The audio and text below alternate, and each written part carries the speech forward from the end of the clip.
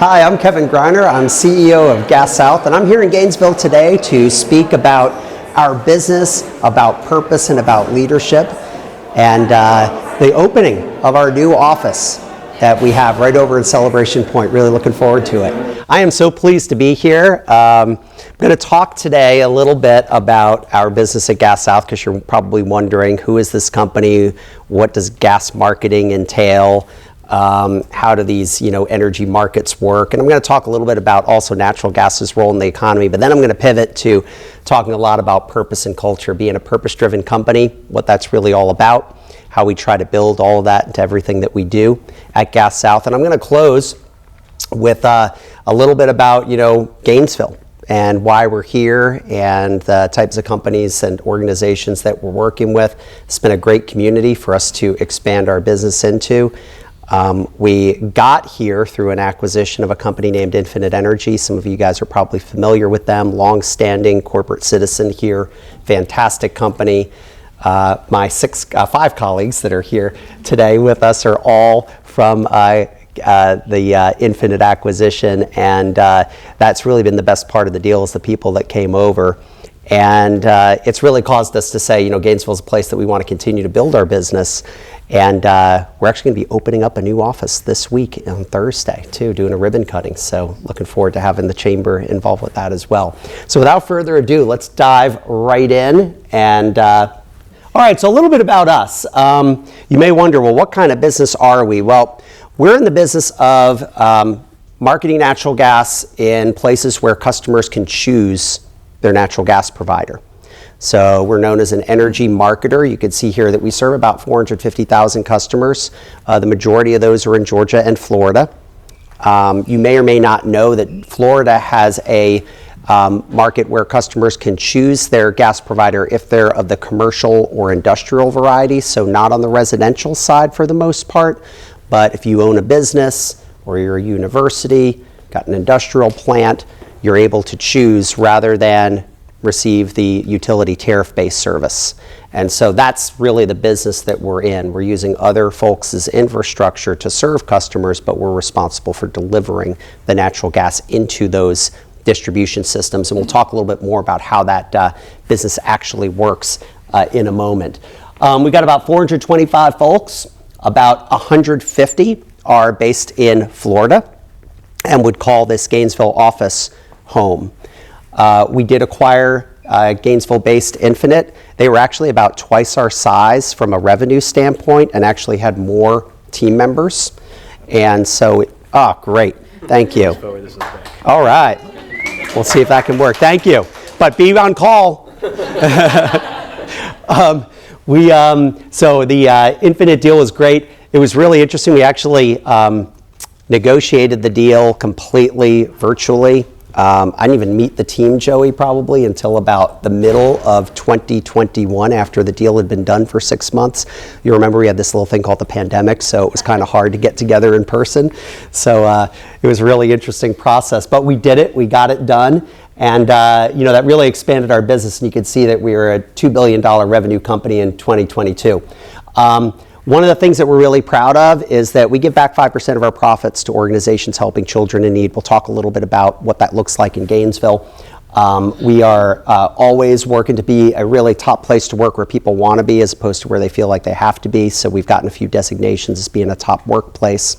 And then we also are in the renewable energy space, and we own about $50 million in community solar investments as well. But you can see on the right, that's the map that we serve. It's color-coded because there are different types of customers that we serve in different places. In Georgia, we have a wide open competitive gas market.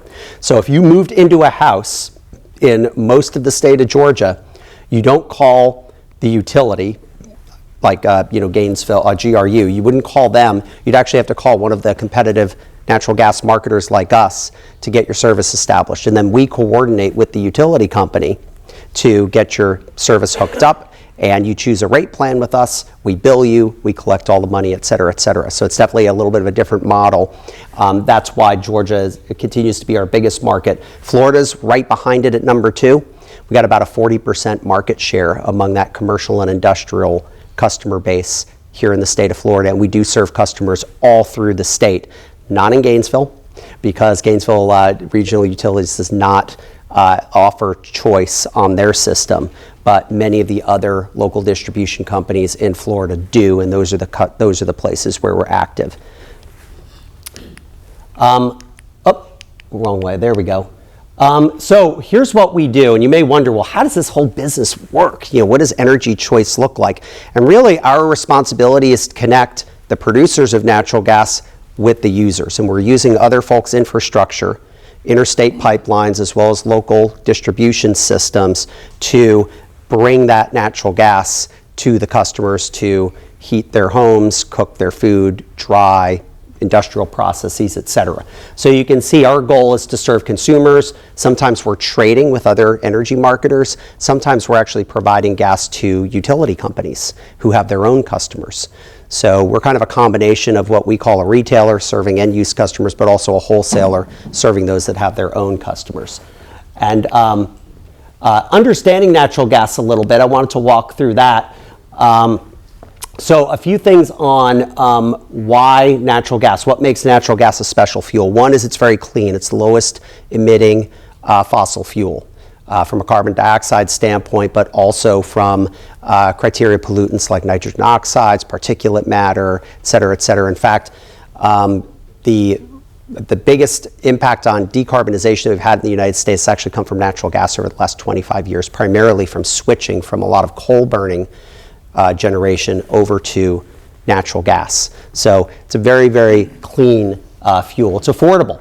We have price stability and an abundance of domestic supply. We're reliable. So, you know, one of the things about gas that's great is like storms don't really affect its availability to you compared to, say, electricity, where you do have those challenges. And then it's very effective. About 25% of all energy use in the U.S. Comes from natural gas. The rest is from things like electricity, of course, oil, you know, other types of products, but about 25% of the energy use is coming from gas. And as you can see here, it heats buildings, generates electricity, and also really important is it's a huge part of the industrial backbone of our economy.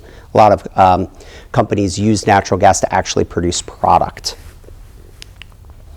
And then just as far as the economy goes, you can see what the breakdown is, because sometimes people wonder, well, how does natural gas get used?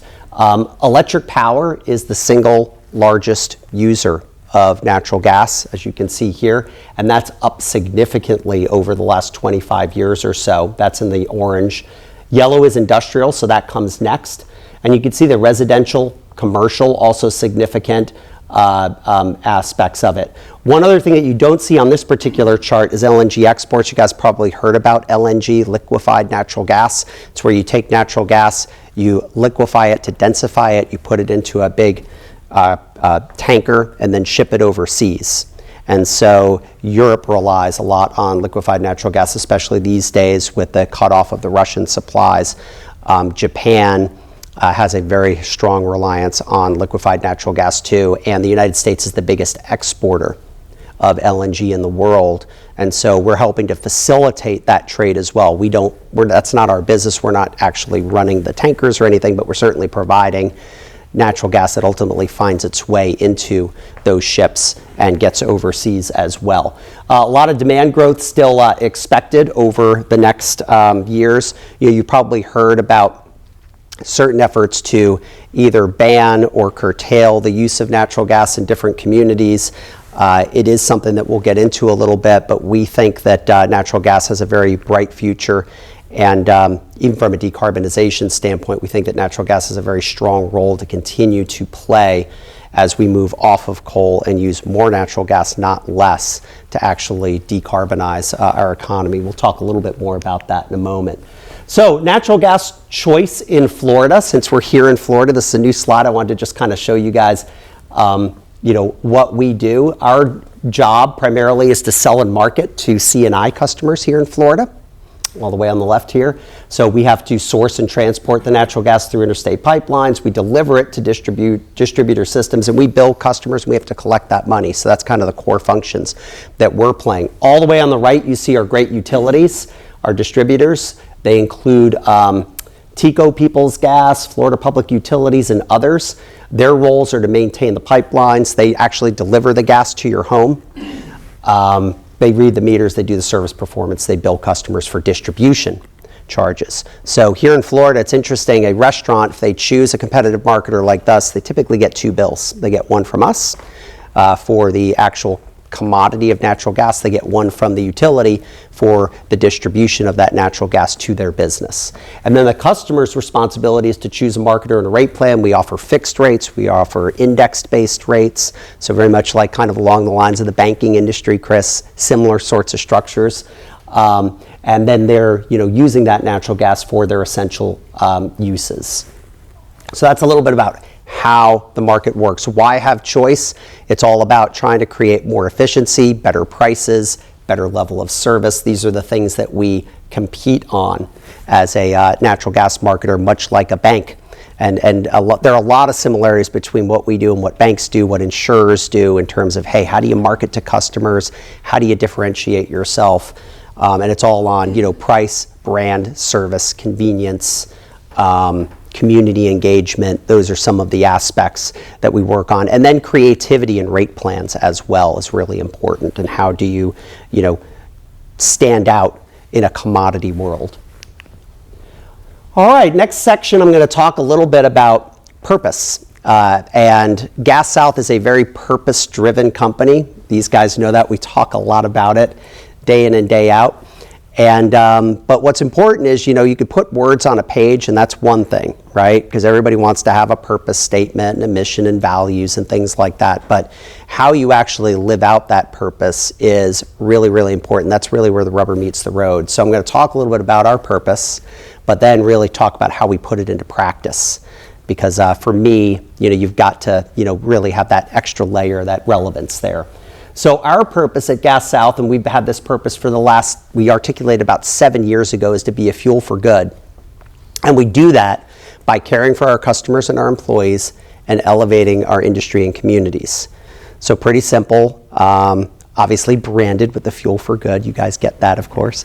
But we felt like a multi-stakeholder approach where we're really considering our customers, our employees, our industry, and our communities was really the way that we wanted to go at Gas South. And this really resonated with our team members. It was a purpose that we had well in advance of purchasing and bringing on the team from Infinite, but I think the Infinite team has really rallied behind the notion of being a fuel for good too. And really proud of how that's really we've created one culture that's really been strong and consistent, whether you're in Atlanta, Gainesville, or live someplace else around the country. So a little bit about, I'm going to step through how do we put this into practice. So the first pillar, remember, is caring for our employees. So how do we do that? Well, one aspect is really a commitment to being a diverse company and to being an inclusive company. One thing that you'll find at Gas South is if you walked into our offices, I think you'd be surprised to see there aren't as many people that look like me, and there are a lot more people that look like Valentina, for example, as a younger woman of color. And I think that that's something that surprises people when they show up, because they think, well, an energy company is basically going to be a lot of older white guys, and that's kind of the way it's going to look. And folks come into Gas South and they're like, whoa, this place, I did not expect it to be this diverse.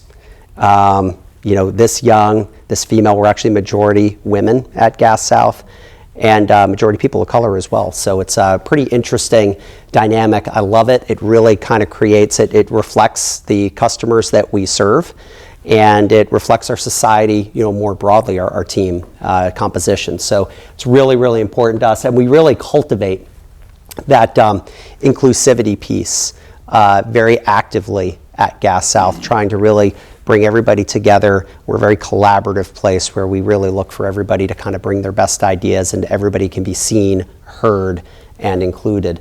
We do a lot of team building and volunteer service, many, many hours dedicated every year to that, and we've developed some great partnerships in Gainesville that we'll get into in a little while. We have a mentorship program. Valentina's been really involved in that too, called Trailblaze, where we purposefully match mentees and mentors at various stages in their lives. That's been a really important part of building community, building connection at Gas South, especially in this, now hybrid world where you really have to create more meaningful moments and be purposeful about, hey, when we come together, we want to come together for good reasons.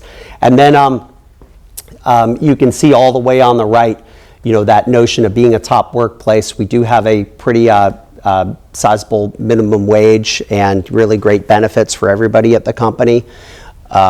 We do our own customer care in-house. So minimum wage mostly applies to the folks who are answering the phones for us. We've got great teams doing that both here in Gainesville and in Atlanta. We have a profit sharing program as well that links very explicitly the performance incentive for employees, what we call PI, to net income. So everybody really feels like, hey, we all get a piece of the success of the company, and that is across the entire organization. We can't do stock options per se like a PNC Bank because we're not a publicly traded company, but we can offer cash-based rewards that are linked to the profitability of the company. And I think that's a really important part of creating culture, is having folks feel like, hey, with good work, I'll be rewarded as well, and it's all for one for all as far as how we build our company together. And then we're doing a work for your day hybrid strategy. You may ask, what the heck does work for your day mean? Because this is obviously a topic that's on everybody's minds these days. Work for your day means that we ask people to think about, hey, well, what kind of work do I have to accomplish today, and is that best accomplished by coming into the office or working from home or some combination thereof? So it's not a mandate. It's also not one size fits all, which I know a lot of companies have decided to go with because it's easy to do one size fits all, meaning, hey, we're all going to be here Tuesday and Thursday, any questions? We don't really do it that way. We've decided that we prefer to have something a little more flexible and that also recognizes the different types of work that different people do at the company. And so some folks like project managers are going to be in more often. Joey and his team come in quite a bit because there's a lot of collaboration in getting the bills out. Joey runs our industrial billing operation and some of our position management activities, so that requires collaboration. But on the other hand, if you're a customer care agent and you're taking phone calls all day, what is the value of actually coming into an office when that's going to be your day? Very little. So we bring those folks in. We ask them to come in once a month for engagement days where they do all of their training and all of their team building, and they meet with their supervisor, what we call coaches. So that's an example of how you put work for your day into practice. It's like really recognizing that everybody's got different work. Also, people have different preferences. So we definitely see ourselves as hybrid. It means we're going to see each other periodically, but how often we do that is really up to the teams, and they do self-govern in essence how they want to go about getting that right mix of in-office and at-home work. But I think very important for culture, and I think it's another example of caring for employees because you really recognizing that, hey, there are going to be differences and there are going to be different preferences and different types of work. All right, a little bit on caring for our customers. So you guys are not able to choose your provider, obviously, at the residential level. But if you were in Georgia, here are some of the ways that we kind of differentiate ourselves, and this is really important for us to be able to do that. So we're all about value, simplicity, and service at Gas South. Those are kind of the three core things that we want to have as our brand promise, really the way that we want to serve our customers. Some ways that we do that is with a thing called One Price Plan, where instead of having all that complexity, and you guys are GRU customers, when you get that bill, it can be a little probably hard to decipher. You see all these charges and everything else, and you're like, I guess I just pay it, right?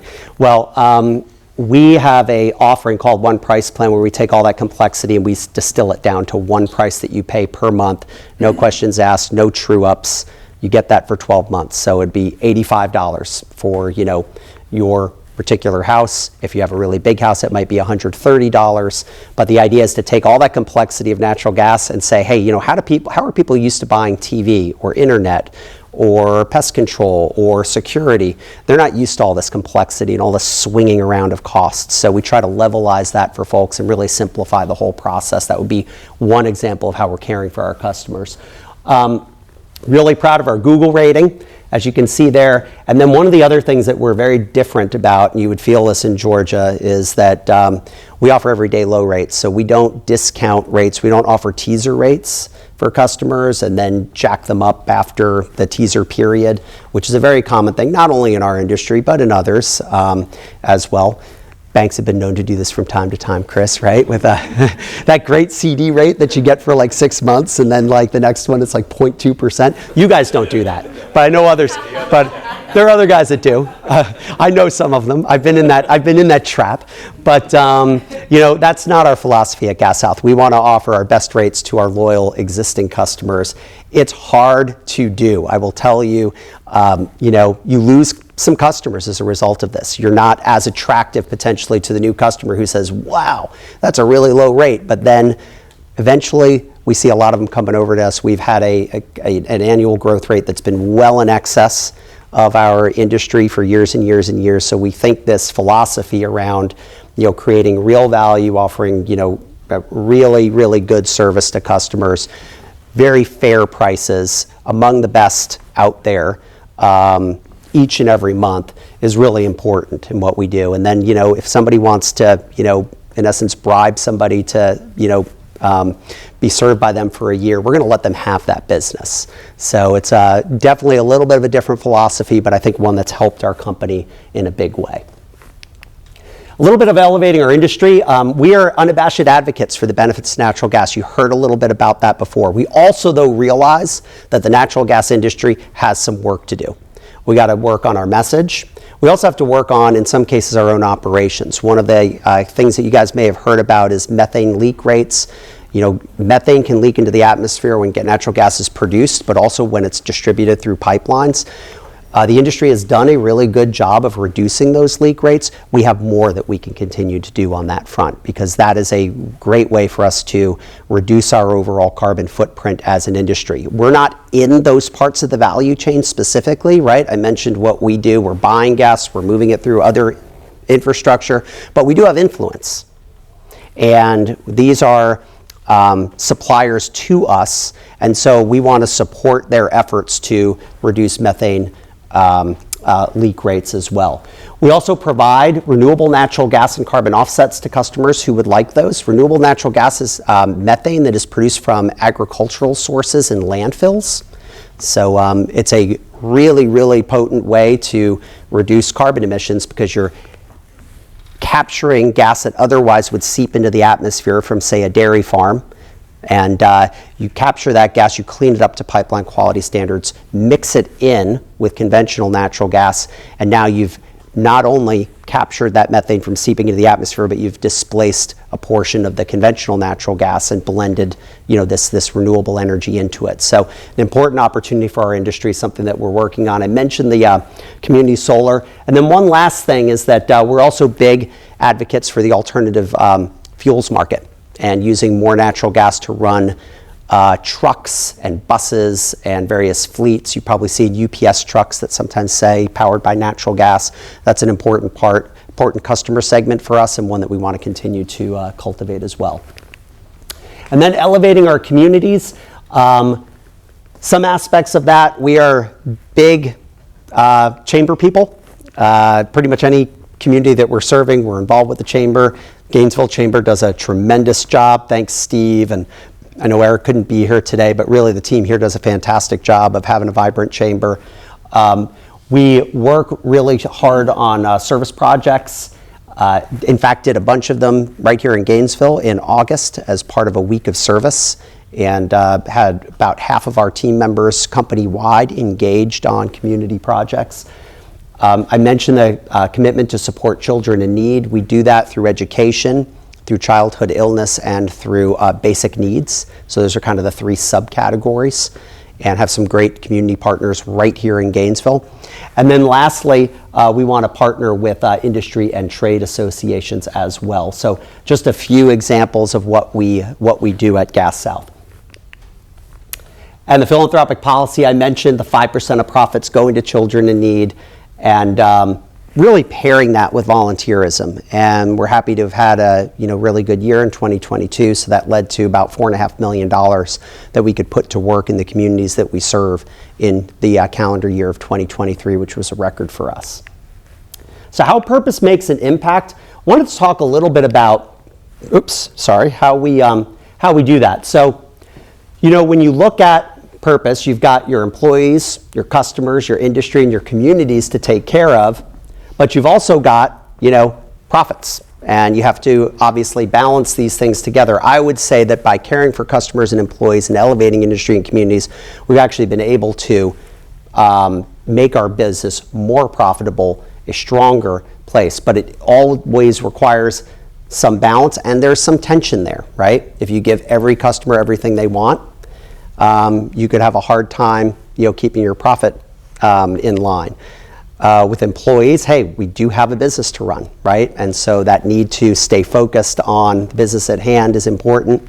And we want to also be investing in our industry, but we can only go so far with that. We also have to make sure that we're doing the things that we need to do at Gas South to run a good business. So we are always kind of mindful of that balance.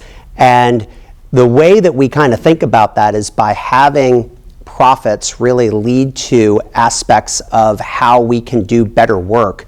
It really aligns very well. So starting with over here, the biggest chunk, elevating our communities, by being profitable, we actually serve the community by sending a bigger dividend to our parent company, which is an electric cooperative. They use that money to keep folks' electric rates lower than they otherwise would be. So it's putting money back into the local economy, putting it back into the pockets of the folks who own us, that own Gas South, the electric cooperative members. In caring for our employees, I mentioned that we have competitive incentive plans that are linked directly to the profit of the company. And then we talked about 5% of profits going to children in need. So the bigger that pie grows, the more good we can do in the community as well. So I think this really tries to illustrate that the notion of being a profitable company and meeting all of those aspects of being a fuel for good, caring for our employees and our customers and elevating our industry and communities, these are self-fulfilling sorts of constructs that really work well for our company. And this one, and looks like we had a little bit of a formatting issue here, but you can see caring for customers and caring for employees on the left and right respectively. And you can see how by doing those things, if you care for your customers well, you're going to get a stronger reputation and brand, you're delivering trust and value, you attract and retain more customers. On the employee side, you create a great place to work that leads to high engagement and productivity, you innovate. Those two things come together here at the bottom and deliver an increased profit potential. And what does that profit allow us to do? More partnerships, better work in the community, the ability to elevate our industry and our communities to a higher extent than we ever thought possible. So those are the ways that we kind of really bring purpose, profit, and impact together at Gas South. So I'm going to close with a couple things quick on Gainesville. And I will tell you, we are so excited to be here. Definitely the best part of the Infinite acquisition has been the people that came over with the acquisition, and we are just getting started here in Gainesville, Florida.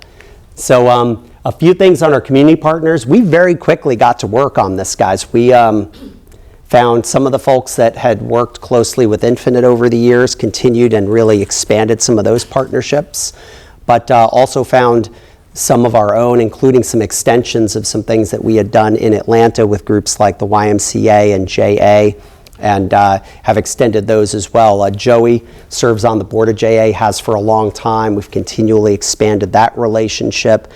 We just opened up a STREAM lab with the Y, and yes, it is STREAM, so it's there's reading in there. So when I first saw it, I was like to our team, I was like, I think you have a typo in here. And they're like, no, we don't, dummy. It's STREAM. It's like, well, I thought it was STEM, then it was STEAM, but there is STREAM now. So there's a STREAM lab in at the Y here locally that we are a sponsor of, and you can see just some of the organizations that we work with. And of course, one of the great things that you guys have here in Gainesville as well are education partners. And Gainesville is an incredible place to attract talent, to build a team. We are still recruiting and hiring extensively here in Gainesville. I will be honest with you, when we first came into the market, we didn't really know how this whole thing would work out. We had acquired a company, bringing on a lot of people from their team. You don't know how well it's going to stick, and you don't know how that's going to sort of play out, but it certainly exceeded our expectations at Gas South. I think our retention rate in Gainesville is the highest of any place in the country for us, which is very unusual that we came in, acquired a company. Normally the pattern there is a lot of people kind of look around and go, yeah, it's different now, I'm going to leave, or I'm not feeling as good about the company. But I think we've experienced the exact opposite, where our retention rate is extremely high in Gainesville, and we've lost really hardly anybody from the Gainesville team since late 2020, which is real testament to the commitment and dedication of this team. And what I hope means that they also feel like, hey, Gas South's a great place to work, and this is a great community where I want to continue to stay. So we love Gainesville. It's a great talent pool. In Atlanta, we're a smaller fish. At the opposite, we're a little bit of a bigger fish with 150 or so folks that would call this office home. But still a pond that has a lot of good things going for it. So we're really, really pleased with the overall situation here. And we partner with UF, Santa Fe, and of course the public school system as well, to try to create more awareness of who we are at Gas South. And then this last slide, and then I'm happy to take some Q&A. We're about to open an office in Celebration Point. I'm sure you guys are familiar with that space. It's roughly a doubling of our capacity. So we had an office of about 8,500 square feet. We're going to a little over 16,000 square feet. It's definitely going to be a space that's sort of built for the new world of hybrid work and flexible workstations and things like that. We'll actually be headed over there today for the first time. We're literally opening up our office to the employees today, and then having a grand opening, ribbon cutting sort of event on Thursday. So it's really exciting. I hope you guys are excited about the new home. I certainly am. And I think it just underscores again the commitment that we have to Gainesville. We really want to continue to be an important corporate citizen here, continue to drive our business forward. We have lots of customers in Florida too, so it's nicely aligned with that. And sky's the limit really for us, and we're super, super excited. And we hope that you'll have a chance to get to know us a little bit better and come by and visit sometime. And that's everything that I had. Be happy to connect with any of you guys on LinkedIn, and happy to take any questions if we have time for that. Steve, how are we doing on the timing?